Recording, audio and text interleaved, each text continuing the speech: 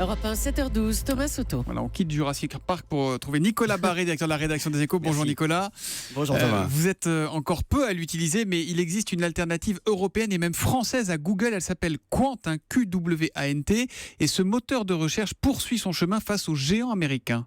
Oui Thomas, si vous en avez assez d'être soumis à l'hégémonie de Google et espionné en permanence, eh bien il existe effectivement une solution qui commence à être connue.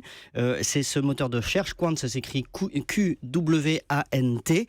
Ça a été fondé par des Français. Le groupe de presse allemand Axel Springer est d'ailleurs actionnaire. Et si je vous en parle ce matin, c'est parce qu'ils viennent de lever une vingtaine de millions d'euros, dont une partie auprès de la Caisse des dépôts d'ailleurs. Alors c'est beaucoup, mais c'est une goutte d'eau par rapport aux moyens phénoménaux dont dispose Google, on est d'accord.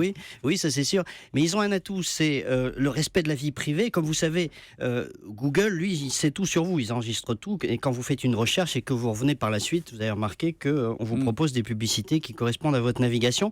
Google exploite ces données, pas Qwant.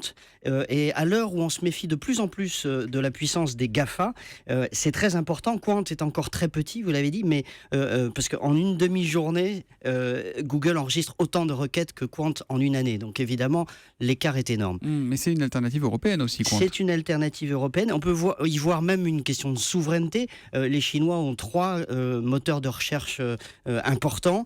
En Europe, en revanche, 500 millions de citoyens européens sont dans les mains de Google pratiquement exclusivement, qui collectent donc des données massives sur eux. Je vous conseille d'ailleurs à ce sujet un excellent livre de ma consoeur Christine Cardellan qui s'intitule « Dans la Google du loup ». C'est un titre qui dit tout.